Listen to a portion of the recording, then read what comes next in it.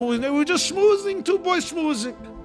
If you know the building of 770 Eastern Parkway, there's an elevator there. The Rebbe used to give dollars there, and from there you go into a hallway where you can go into the Lubavitcher Rebbe's office where he used to work, or you go upstairs where his father-in-law lived. The Rebbe Rayatz lived till his passing in 1950, and then his wife lived there till her passing in 1971. So he says, we're standing by the elevator and the door opens up, and who comes out? The Ramash. The Ramash is the acronym of Reb Menachem Schneerson, which was the title that Hasidim used to refer to him during the lifetime of his father-in-law. He was a son-in-law, he married his middle daughter, so he was called the Ramash. Later he, of course, succeeded his father-in-law as the Rebbe, the 7th Lubavitcher Rebbe. Then he was called the Ramash in a respectful acronym. So it tells me, Rabbi Edelman says, Rabbi Yosef Yitzchak, he says the Ramash comes out from the door and he passes by. So he stops in front of me and Fogelman. And he says, Bachrim, wilt herren a frischen Wort von dem Rebbe dem Schwer. Do you want to hear a fresh Wort? A new, let's say, hot out of the oven, a frische Wort. A new, fresh insight that I just heard from my father-in-law, from the Rebbe Rayatz. You don't resist such an offer. Say, Avada, of course. So this is what the Rebbe tells them, and I have to tell you, it astounded me personally. You'll soon see why. The Rebbe says, the Ramash says to them, let me tell you what the Rebbe just told me. He says, you know, sometimes people walk into shul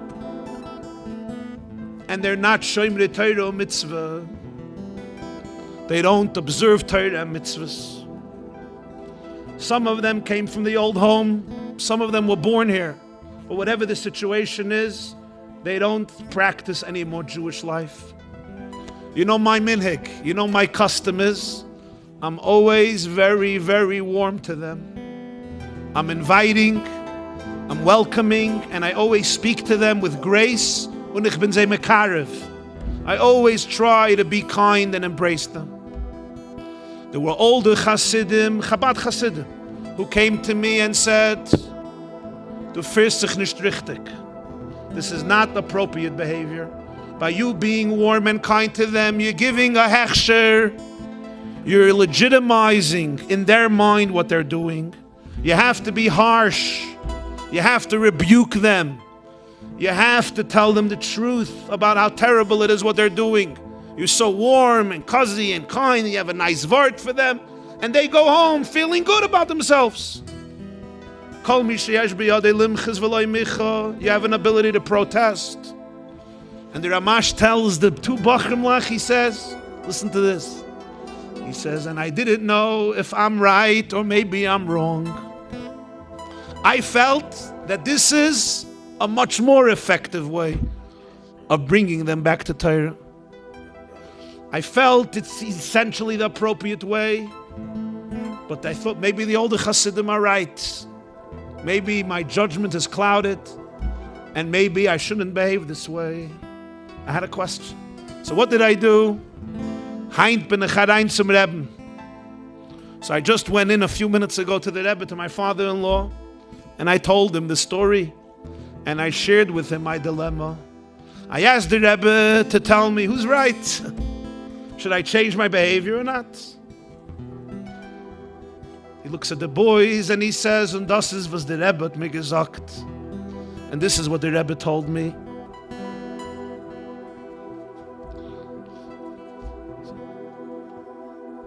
Der Eberste hat beschaffen, wenn a Tate und a Mame haben a Kind.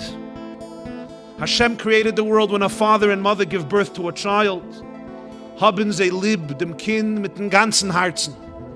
They love the child with all their heart. And if you'll ask the mother and father, can you love them? How much do you love them? How much? And the answer is unbegrenzt. That's what he said. Unbegrenzt. You know what unbegrenzt means?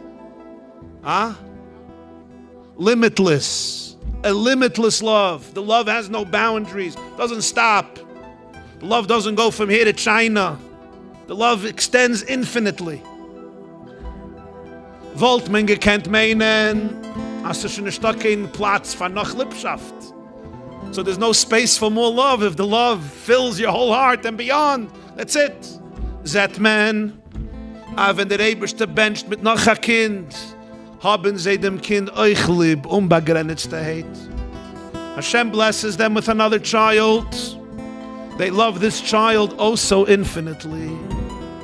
And so with every child, somehow the magic is recreated again and again and again. Each child they love without limits, without bounds. We're talking, of course, about functional, healthy, wholesome parents. And then the Rebbe Rayat says, Aber Sedamol, was haben a Kind. Und the Kind loy aleinu v'loy aleinu, loy aleinu v'loy aleichem. Hat a chisaron in the guf. Sometimes a child is born with a terrible deficit in the body, with a disability, crippled, disabled. Sometimes, he said, se felt an aver. God forbid, a part of the body, a limb is missing, an organ is missing, or there's a defect in the body. Could be in the heart, could be in the arms, could be in the legs, there's an impediment. Says the parents look at this child, und zu dem Kind haben sie an eigenartige Liebschaft. You hear the Yiddish? For this child, they find a unique, eigenartig. New translate. Unparalleled, something special, a unique love. Exclusively unique. Sie haben schon gehabt an unbegrenzte Love zu den anderen Kindern. They love the other kids infinitely. That's true. But this child, because he or she is missing something, and missing something significantly, their heart goes out to this child. And there's a special sensitivity, love, compassion, affection, and attention given to this child. Und danach hat der Rebbe mir gesagt, und dann der Rebbe continued, der Eibishter hat lieb jeden Jiden wie ein eigen Kind. Hashem loves every Jew like his own child. Unbegrenzt. The love is infinite, it's absolute, it's unequivocal, it's non-negotiable, it's unconditional, and it has no limits. Aber sedamol, was der Eibishter zet ayid, und se felt epis by him, se felt epis by ihr. He sees a Jew that there's something missing. The Rebbe says, ayid was leiknish kind tefillin, felt epis in the hand, in the arm. A Jew who doesn't put on tefillin, there is a defect in the spiritual arm, in the spiritual soul, in the arm of this Jew. A Yid was gitnish kin tzedakah, there's a defect in the hand. A Yid was learnish kin Torah, there's something in the mind of the Jew that's lacking. And he went through. A Yid was hitnish taras hamishpacha, a Yid was hitnish mikveh. Another element of the body that's spiritually affected. A Yid was leifnish tana mitzvah, there's something missing in the leg. It says, der Eibishter git a kuk auf a Kind und se felt etwas. Something is missing. Und zu dem Yid hat an eigenartige Liebschaft. He possesses such a deep love, special love, because there's something missing. His heart goes out. The Rebbe looked at his son-in-law and he said, Und du fizich wie der Eibishter. And I want you to behave just like God. I want you to behave just like Hashem. This is what the Rebbe told these two boys in 1943. And I had the privilege of hearing it from one of them, Reb David Eilman. And I was thinking to myself, go tell somebody today that the Lubavitcher Rebbe had doubts about Kiruv. The Rebbe wasn't sure. Maybe he should become the quintessential zealot who says, no way. You're nice, you're critical. Now the truth is he was a big zealot. If you knew him, he was a very big kanoi, bigger than most people imagine.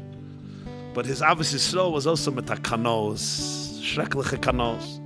But it's fascinating to me that the Rebbe had a doubt. Tell somebody he had a doubt if his approach is the right approach or maybe he's wrong. He himself, he said he wasn't sure. He wasn't sure. But now look at something else. He had a Rebbe. He went to his Rebbe. He asked the question.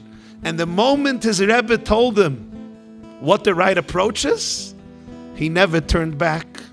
And not only he never turned back, one would never speculate from all of his writings and all of his talks and all of his letters, that number in the hundreds and thousands, nobody would even ever get a sense or a feeling that he himself once struggled with this question.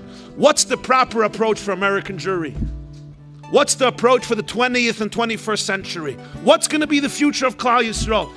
Ma Hashem elekecha doirish me'imach. Was will der Eberstein heintike dar? What's that? What's the derech HaTorah? What's Torah? What would the Baal Shem Tov say? What would Arizal say? What would Moshe Rabbeinu say? It was a question. And we know there were different approaches.